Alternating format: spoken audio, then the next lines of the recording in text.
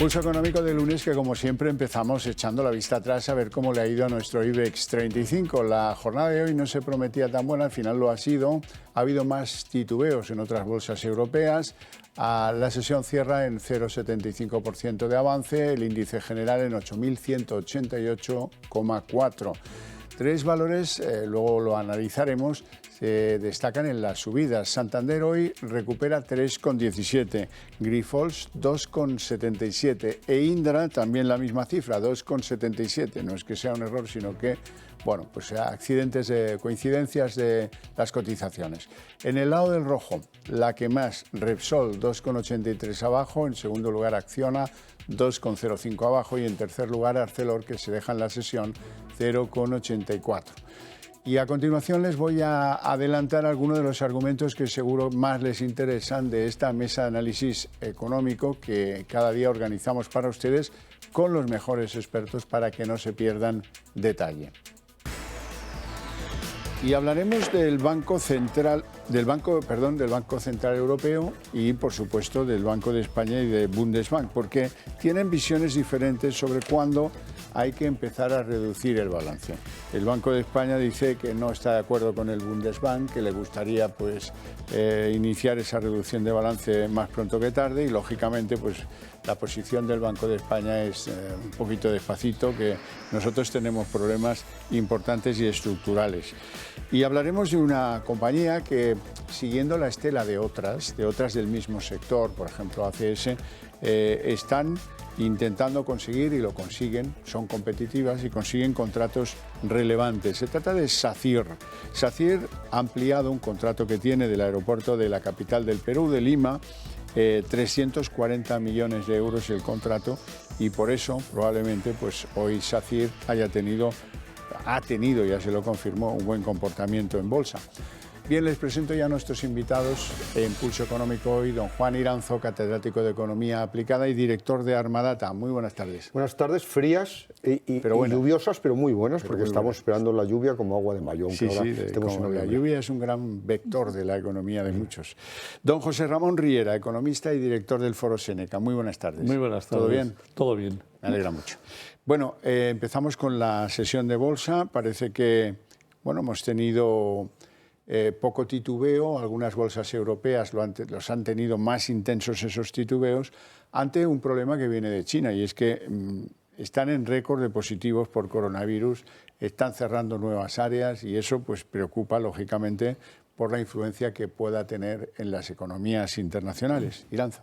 Pues efectivamente, yo creo que en primer lugar existe el convencimiento que la política monetaria se va a moderar significativamente, no solo en Estados Unidos, sino también en Europa, y eso está beneficiando a las bolsas, es decir, que no se esperan grandes subidas de tipos de interés. Esa es la idea fundamental. En segundo lugar, lo que sí que también se está anticipando en las bolsas es que va a haber una recesión, y eso explica por qué las materias primas están cayendo, por qué las empresas vinculadas a materias primas están cayendo. Y luego, por otro lado, poner de manifiesto que efectivamente en China siguen aplicando la política COVID-0, de hecho, incluso han vuelto a cerrar Wuhan, el origen del COVID. El crecimiento de China no va a ser el 5,5% este año, como preveía el gobierno, sino del orden del 3,2%, pero en cualquier caso las bolsas mundiales están valorando que se va a moderar la subida de tipos de interés y que esa recesión muy posible en la mayoría de los países desarrollados se resolverá rápidamente. Pero no hay mal que por bien no venga, porque si China tiene que frenar sus capacidades industriales, pues cae la demanda petrolera y los precios nos van a ser favorables en este crudo y largo invierno que se avecina. Don José Ramón Riera. Muy buenas.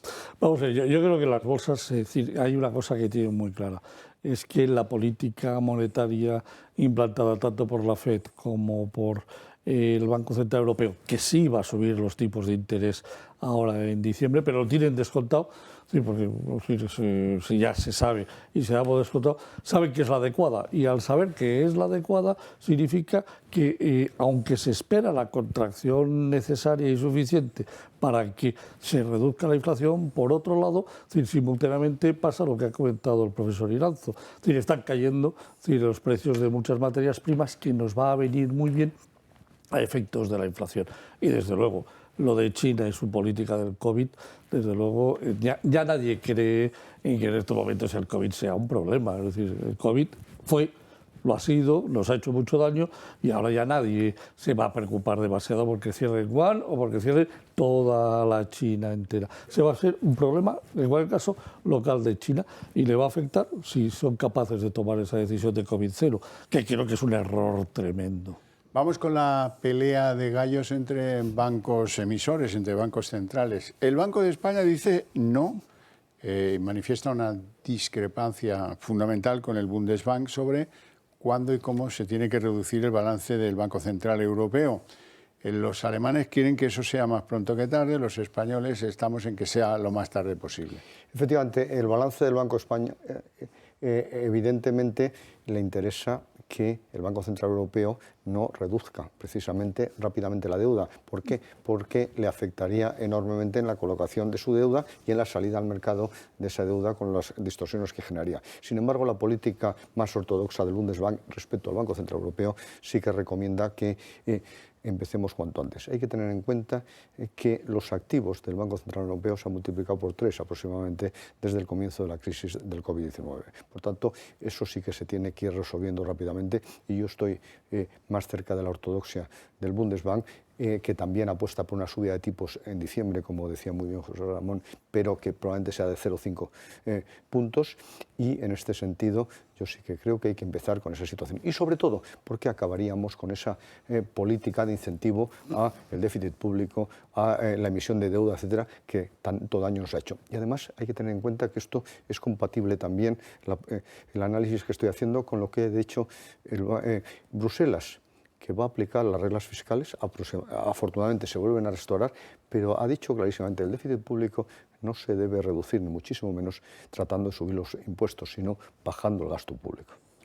Ese es un cambio fundamental en la tendencia, reducir el gasto público. Les suena, ¿no? Aquí lo han oído cada día, yo creo que cada día desde hace bastante tiempo ya. Vamos a ver, sí, hay una cosa muy clara. Sí, la inflación del 10,6 en estos momentos de la Unión Europea y sobre todo, si a alguien le preocupa la inflación, es Alemania. Alemania se tiene en estos momentos pavor a la inflación. Entonces, ¿qué va a hacer la ortodoxia del Bundesbank? Decir, señores, primero, suban ustedes los tipos de interés, pero segundo, ya vale. El Banco Central Europeo ha comprado deuda desde el 2018 hasta aquí, y sobre todo desde el periodo COVID hasta aquí, por 2 billones de euros. Ese dinero, aparte de todo lo que había comprado anteriormente, es una de las razones que ha servido para darle. ¿Cómo se ha comprado? Dándole a la máquina de producir euros. En estos momentos, si lo que hay que retirar es masa monetaria, y el Bundesbank lo tiene clarísimo.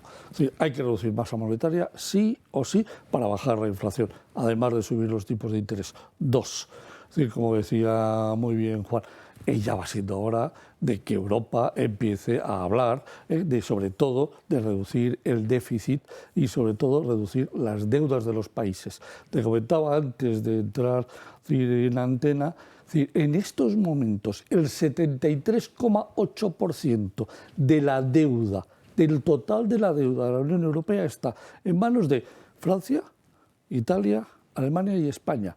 Entre los 4 países sumamos 73,8% de la deuda de la Unión Europea. ¿Y quién nos ha comprado la deuda? ¿Y quién nos la ha comprado? El Banco Central Europeo. Hay que empezar a sacar eso de los balances del Banco Central. Y eso sí, es decir, a nuestro presidente le va a costar muchos disgustos. Y a nuestro país, mucho dinero. Es que ha llegado la hora de la ortodoxia, hombre. Es que ha llegado la hora de ser serios. Yo creo que nunca se debería haber abandonado esa seriedad y ese rigor.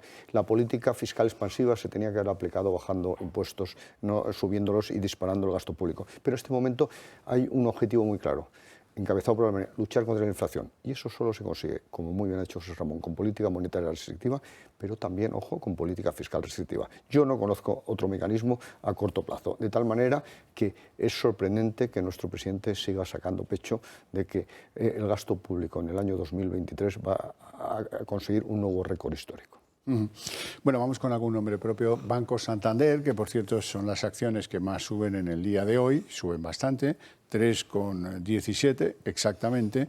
Bueno, pues sabemos de ellos, de Banco Santander, que hoy han anunciado la recompra de acciones por 980 millones. Y ese tipo de operaciones, lógicamente, al mercado le gustan en la medida que fortalece el valor de la compañía. Una compañía, Santander España, que el 20% de sus beneficios provienen precisamente del negocio de los seguros. Sí, vamos a ver. Primero, yo creo que ya era hora que la cotización del Banco Santander pasase de los 3, de 3. ¿Por qué? Entre otras cosas, porque por debajo de 3 la valoración, la capitalización bursátil del Banco Santander está por debajo de los 50.000 millones. Es que 50.000 millones de euros, un banco como el Banco Santander, es absurdo, vale muchísimo más. Si solamente pensamos en el beneficio que va a dar este año, que está por encima de los 9.000, muy cerca de los 10.000 millones, o sea, estamos valorando el Banco Santander a 5 veces su beneficio. Hombre, por favor, una entidad financiera que tiene una historia y un track record y un recorrido como el que tiene el Banco Santander, no lo podemos valorar a 5 veces, tiene que estar muy por encima.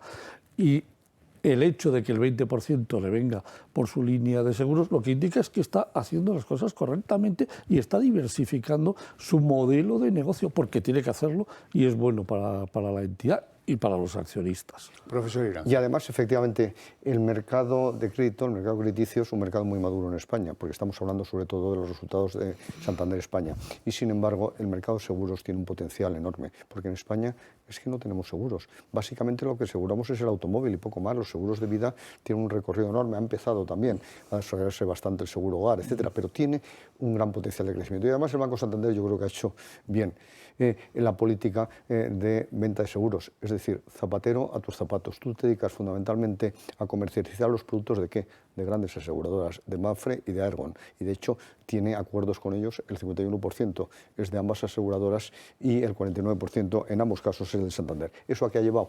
A que haya obtenido unos beneficios procedentes del sector seguros de 191 millones sobre los beneficios que va a dar Santander España de 957 millones, pues el 20% efectivamente viene de este sector o subsector que va a seguir creciendo significativamente. Bueno, hablemos de SACIR, que sigue la misma ruta que las grandes constructoras de obra pública. Conseguir importantes contratos allá donde haya que competir. Es el caso de la ampliación del contrato para renovar y ampliar el aeropuerto de Lima, Perú, 340 millones de euros. Y eso pues ha marcado hoy un día favorable para esta compañía. Sí, efectivamente. En primer lugar, lo que significa es que se ha aumentado un 10% la superficie que se va a construir en ese aeropuerto, que ¿saben ustedes cómo se llama? Jorge Chávez. Ese es el nombre de esa terminal que al final va a representar una inversión algo superior a los 1.000 millones de dólares. ¿Eso qué significa? Que, en primer lugar, a corto plazo ya la actividad productiva de SACIR mejora sustancialmente, por tanto también sus beneficios, que eso es lo que está valorando la bolsa, y sobre todo que está consolidándose en los mercados iberoamericanos a pesar de la dificultad que en este momento representa. Por tanto, esa es la explicación fundamental. Vamos, poco puedo añadir al profesor. Sí, es una gran noticia, significa que la estrategia internacional de desarrollo que está siguiendo SACIR es correcta y además, bueno, pues dentro de lo que cabe, en donde va a conseguir el dinero es de los países dentro de la égida izquierdista que está todo Sudamérica, en la que parece que está un poquito menos mal de todos. Con lo cual, sí, buena señal, buena noticia y adelante con SACIR. Riera, hemos hablado largamente días atrás, la semana pasada, de caídas de grandes criptomonedas, del problema que esto representa. ¿Qué impacto tiene la caída de estas quimeras de la criptomoneda sobre la economía real? Vamos a ver, sobre la economía real, sí, muy poca. ¿Por qué? Porque realmente quienes están especulando con las criptomonedas no son las empresas, es decir, son los particulares que han creído que esto iba a ser jauja, que lo ha sido durante mucho tiempo. Y no nos olvidemos, FTX compró todo el sistema de anuncios del Miami Heat, es decir, en Miami echando afuera nada más y nada menos que American Airlines, y ahora Miami Heat tiene un grave problema, a ver con un compromiso de 10 años. El otro día, quienes, los auditores, los que están entrando a analizar, es decir, la quiebra, el Chapter 11 de FTX, decían algo que hace temblar las carnes. No habían visto algo así en su vida. Que esto puede ser peor que Enron. Sí. Que esto puede ser peor que Enron. Y Enron, no nos olvidemos, hizo caer a Arthur Andersen. O sea, hizo desaparecer a Arthur Andersen. Hombre, sí que hay un impacto sobre la economía real, que es que, bueno, pues FTX pues genera 1 millón de personas empobrecidas, ¿no? Sí. No arruinadas, todas no, pero algunas sí. Algunas sí, y si esto desencadena una caída de fichas de dominó sobre todas las criptos, pues mucha gente se va a pillar los dedos. Bueno, nosotros, afortunadamente, sí. y eso me satisface mucho, siempre hemos dicho, efectivamente, siempre hemos dicho que no son dinero, que las criptomonedas no son dinero. ¿Por qué? Porque no se sabe exactamente cómo se emiten, en función de qué y en qué cuantía. Por tanto, no significa en absoluto una inversión o no significa una inversión en dinero. Y luego, por otro lado, en muchísimas ocasiones no estaban generalmente aceptadas como medio de pago. De tal manera que aquí lo hemos dicho permanentemente. Se trataba de activos financieros de altísimo riesgo y ya cada uno que hiciera lo que quisiera. Y evidentemente ha ocurrido lo que yo me temía que podía ocurrir. Que en el caso de FTX, y que se va a llevar por delante la mayor parte de las criptomonedas, pero efectivamente tiene un efecto sobre los ahorradores. Yo espero que a nuestros televidentes no les haya cogido ninguno, no, porque si ya les han hecho caso, pero, no. Efectivamente, pero más de 1 millón de personas en todo el mundo se han visto perjudicadas solo por esta plataforma. De tal manera que efectivamente es una mala noticia para el ahorro. Pero ojo, que en ningún sitio, y eso hay que recordarlo permanentemente, regalan, como decía mi abuela, duros a 4 pesetas. Efectivamente. Atan perros con longaniza. O también. Otra de las. O sea, que lo tengan siempre en cuenta. Y ojalá el Banco Central Europeo aprenda de esto y decida si quiere de verdad parar todo este tipo de movidas de criptomonedas, es decir, paralelas al sistema financiero, en lanzar una cripto europea. Sí, pero avalada por el Banco Central Europeo. Ya, pero están que parece por otras cosas. No, pero yo ya sé que usted es muy tecnólogo, pero a mí eso de la minería, producir a raíz de un sorteo, a ver si te toca prácticamente, consumir una gran cantidad de energía, es que es muy abracalabrante, ¿eh? Es que tiene poco que ver con el concepto de dinero, porque no olvidemos que dinero es la monetización de activo por parte de las instituciones capaces de crear dinero, los bancos centrales y la banca comercial. Cuando aumenta su activo, aumenta la cantidad de dinero, cuando se reduce, disminuye. Y el resto es un camello o por lo menos inversiones de altísimo riesgo. Desde luego. Bueno, vamos a hablar de Alemania. Antes introducía usted el dedo en la llaga de ese país. La inflación mayorista en Alemania ha disminuido un poco. Yo no sé si es un efecto contable, ya saben, hacen la interanual, entra un mes y sale otro, estas cosas, ¿no? Pero ha pasado del 45,8%, que era el último dato de hace 2 meses, al 34,5%, que es el dato reciente que ha aparecido hoy. Y están que tocan las campanas, porque dice, bueno, parece que esto empieza a embridarse. Vamos a ver, los efectos de las subidas de tipo de interés tienen que empezar a notarse, sí o sí. Ya se están empezando a notar en Estados Unidos y se van a empezar a notar en Europa. ¿Son suficientes las medidas? No. Europa tiene que tocar un poquito más los tipos de interés y sobre todo lo que ha dicho el Bundesbank. Es decir, hay que tocar el balance del Banco Central Europeo, que no puede seguir teniendo en su balance la deuda que tiene. Y eso es lo que va a terminar por embridar la inflación. Y en cuanto la embridemos y la coloquemos a niveles normales, es decir, por debajo del 4%, es decir, que se va a producir con este tipo de medidas, empezaremos a sacar la cabeza del fango. Si además, es decir, esa crisis que decimos que va a venir en 2 trimestres, esa recesión sirve para que bajen los precios de las materias primas, eso va a ayudar mucho y nos va a favorecer en la salida de la inflación.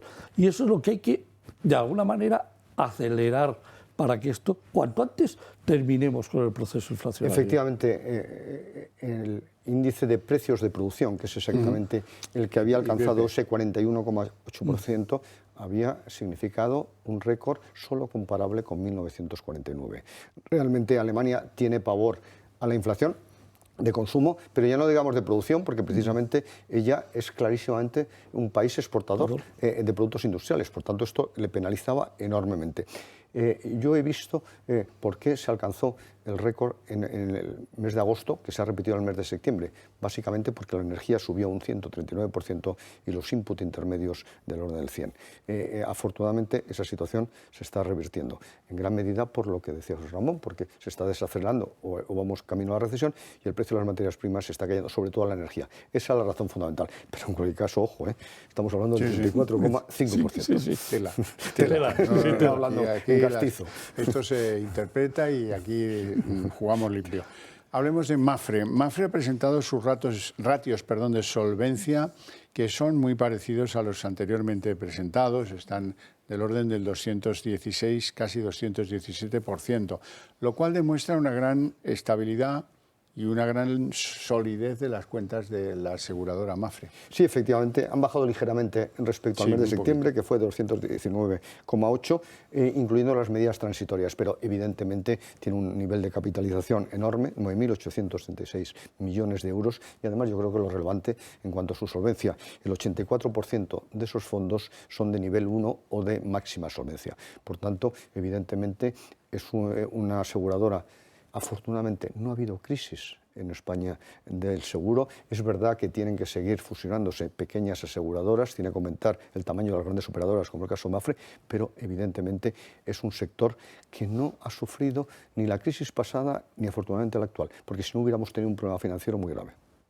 Bueno, yo creo que la noticia es relevante y buenísima, y además empieza a dar mucha tranquilidad saber que con la posición que Mapfre tiene en estos momentos en Brasil, es decir, a pesar de la próxima llegada de Lula, todo parece que hay calma y tranquilidad y sosiego en los mercados y que Mapfre va a poder seguir desarrollándose en Brasil, es decir, con el nivel que lo estaba haciendo. Que no nos olvidemos que tiene un porcentaje, si no recuerdo mal, casi del 40% de su negocio en ese país. Con lo cual, es decir, con su política, si Brasil no le produce ninguna sorpresa a Mapfre, Mapfre tiene un tirón tranquilo y seguro, porque los seguros, como muy bien dice Juan, todavía en España anda que no le queda el recorrido y anda que no puede hacer cosas buenas. Bueno, pues vamos a picotear un poco en la bolsa estadounidense, concretamente en un valor Meta, un valor tecnológico propietario de infinidad de plataformas y de aplicaciones. Meta ha caído este año un 70%. Y algunos se plantean, ¿hay oportunidad ahí o es todo riesgo en ese sector muy azotado, con unas reducciones de plantilla enormes, con una pérdida de orientación en cuanto a objetivos futuros? Pues parece ser que le iba bastante bien cuando estaba especializado en el negocio de redes. Pero ahora el señor Mark Zuckerberg, o hace unos meses, decidió apostar por el metaverso. Ojo. No se asusten y también muchísimo cuidado. No se les ocurra comprar un solar en el metaverso, que se venden. No se les ocurra porque estamos hablando también de un asunto absolutamente extraño. Muy extraño, por no decir abracalabrante. Gaseoso. Gaseoso, efectivamente, difuso por lo menos. Y en este sentido hay que tener en cuenta que sus 10 principales accionistas han perdido por este asunto del metaverso 210 millones de dólares este último trimestre. De tal manera que también muchísimo cuidado, y yo a lo mejor soy demasiado conservador, demasiado ortodoxo, pero mucho cuidado también con las inversiones en metaverso. Bueno, los grandes de este sector son por definición inquietos, son mavericks, claro. Y son gente pues que está en la siguiente derivada del metaverso, del no sé qué, o del PayPal segunda generación, como es el caso de Elon Musk, en fin, que están en otras cosas y van muy deprisa de un proyecto a otro y es difícil. Pero BlackRock, pero ETP, sí, o sea, los grandísimos. Sí, pero no nos olvidemos una cosa. El problema que está teniendo Facebook, Meta, Google y demás es que el gran negocio suyo, los grandes ingresos venían por la publicidad. Y ellos ya han copado el mercado. La capacidad de crecimiento que en estos momentos tienen, es decir, Google, Metaverso, etcétera, etcétera, etcétera, se ha parado. Es decir, ¿qué les queda? El mercado asiático, que es donde todavía pueden crecer un poquito, pero el resto se les ha parado y no se han dado cuenta. Es decir, han llegado a su límite de generación. Y ahora de pronto tienen que inventarse cosas nuevas para poder seguir creciendo. Y a veces los inventos tienen un gran peligro. Y yo creo que es el error de Mark Zuckerberg, toda esta filosofía del metaverso, en lugar de seguir creciendo mediante otras líneas que no las ha acertado. Y ese es el problema, no ha acertado y eso se paga. Bueno, hablemos de Repsol, porque Repsol hoy es la que más pierde en la bolsa española y yo relaciono eso, no sé si están de acuerdo conmigo, en que la perspectiva del petróleo es más bien a la baja. Bueno, es que este fin de semana el precio del barril ha caído $10, de tal manera que ha pasado de 95 a 85 y con tendencia a la baja. Yo creo que además, como consecuencia del fracking, que en Estados Unidos se ha vuelto a reimpulsar, como no podía ser menos, precisamente para garantizar la autonomía energética y abaratar los procesos, pues tenemos un suelo techo casi en $70 que se está acercando significativamente. Sí, la noticia del fracking, del lanzamiento del fracking en Estados Unidos, es la clave de esto. Estados Unidos apuesta por el fracking, gas, petróleo, a la baja los precios. Con lo cual, Repsol, ya se recuperará. Sí, sí. Bueno, no tenemos tiempo para más. Os agradezco muchísimo a ambos vuestra presencia aquí, vuestras opiniones, a ustedes su paciencia e interés desde sus hogares y les invito a ver la redacción abierta así que superemos la pausa publicitaria. Muchas gracias.